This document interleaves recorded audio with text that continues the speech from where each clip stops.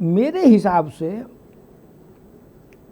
राज्यसभा में संख्या से 2/3 बहुमत नहीं होगा, राज्यसभा की टोटल स्ट्रेंथ घट जाएगी, तब 2/3 हो जाएगा। क्या?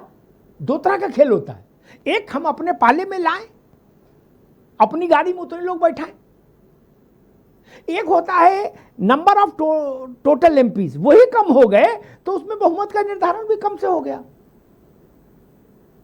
इसलिए मैंने दिमाग लगाया, तो फिर बाद में दिमाग की बत्ती जली कि इसलिए इस्तीफा हो रहा है। हालांकि इस्तीफा दिलाना थोड़ा महंगा सौदा है। क्या? ये रिकरिंग वाला सौदा है, हर महीने आदमी तंग करता है, बार बार फोन करता है, भैया जाना था, एक चौपर हो जाता तो थोड़ा कमर में दर्द है तो सर्विस फ्लाइट में थोड़ा मुश्किल है, तो बहुत लफड़ा है इसमें। मतलब ठीक है, अच्छा है, सद्भाव राजनीति में बहुत होता है। और पार्टियां कुछ भी कहें राज शर्मा जी, क्या नेताओं के बीच में इस कदर गंभीर हार्मनी होती है, सद्भाव होता है जिसका अंदाज भारत के आम आदमी को कभी लग ही नहीं सकता।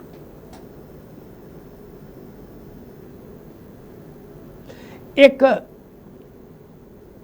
उदाहरण देते हैं, जो लोग कहते हैं ना कि जनता में ऐसा था, नीति थी, ऐसा था, वो फैसला हुआ, उससे अब कोई फैसला नीति फीति कोई नेता इस्तीफा देता ही नहीं है। वो व्यक्तिगत लाभ देखकर ही इस्तीफा देता है या कहीं रिज्वाइन करता है। उत्तर प्रदेश में एक नेता थे, बीएसपी में थे, मुलायम सिंह जी जिंदा थे।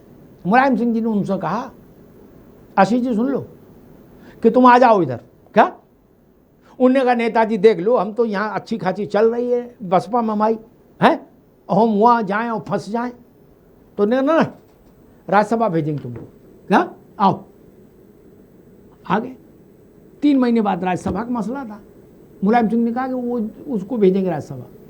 तो उनके परिवार ने प्रोफेसर रामगोपाल और अखिलेश जी तो तब नहीं थे महत्वपूर्ण उतने सिस्टम में, शिवपाल, इन लोगों से बात हुई तो इन लोगों ने कहा अरे वो एमएलसी के लिए बहुत है, राज्यसभा लायक थोड़े ना है।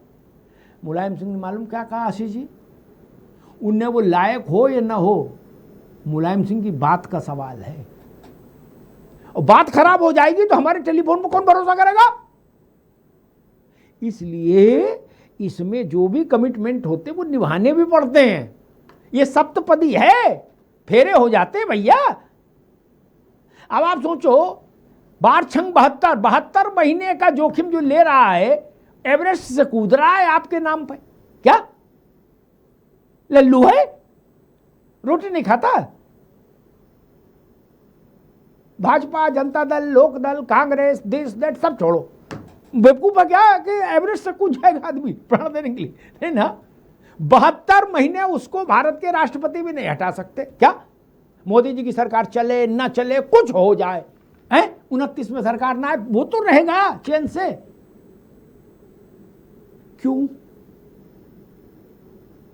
राज है इसमें गहरा, गाना था ना, गहरा राज है मित्र, इतना सरल नहीं है। चीजें ऑपरेट हो रही, लेकिन वो एक हास्य का विषय, ऑपरेट होनी भी चाहिए, राजनीति है, कोई धर्मशाला खोलकर तो भाजपा नहीं बैठी। लेकिन मैं आज तक ये नहीं समझ पा रहा, भाजपा का मूव मैं सब समझता हूं, लेकिन आज तक मैं ये नहीं समझ पा रहा हूं, और बार बार मेरा दिमाग पूछता है ममता जी से कि ममता जी आपने 15 साल आखिर किया क्या? आप स्टालिन जैसा शासन भी नहीं चला पाई, आप अखिलेश यादव जैसा भी पार्टी को नहीं संभाल पाई। क्या किया आपने 15 साल? क्या कर रही थी आप? फुरफुरा शरीफ जा रही थी बस, और कुछ नहीं, सब फुरफुर हो रहे हैं फुरफुरा शरीफ के चक्कर में।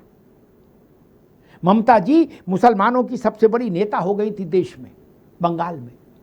आज विधायक, सांसद, पार्षद, लोकसभा, राज्यसभा सदस्य, सब में मुसलमानों की बड़ी संख्या है जो ममता जी को छोड़ रहे हैं। बताइए, जिनके पीछे ममता जी ने बंगाल की बहुसंख्यक आबादी को नाराज कर लिया, जिनके पीछे ममता जी ने टोपी लगा ली, अल्लाह अकबर का नारा दे दिया मंच से, वो लोग सबसे तेज भाग रहे हैं ममता को छोड़कर, सबसे आगे हैं छोड़ने में। सोचिए, अधीर रंजन चौधरी को हराने के लिए ममता जी जिस मुसलमान क्रिकेटर को लेके आई थी, वो सबसे आगे ममता जी के खिलाफ नारा लगा रहा है। वो कह रहा हमें पहले दस्तखत करवाओ चिट्ठी में, क्या मेरे अंदर आग ज्यादा है। वो था ना कि कहाँ बड़ी आग है बीड़ी जलैले, क्या सब बीड़ी जला रहे करेजे की आग से बंगाल में। राज भाई, बंगाल में सब करेजे की आग से बीड़ी जला रहे हैं, ऐसे ली बीड़ी हो, ये हाल है। इस जंगल में कौन चरित्र ढूंढेगा? मेरी शिकायत उन लोगों से नहीं छोड़ के भाग रहे हैं, मैं जानता हूं राजनीति के चरित्र। मेरी शिकायत है नेता से कि आप कैसी नेता थी कि आप न सत्ता बचा पाई, न साख बचा पाई, न पार्टी बचा पाई। धन्यवाद।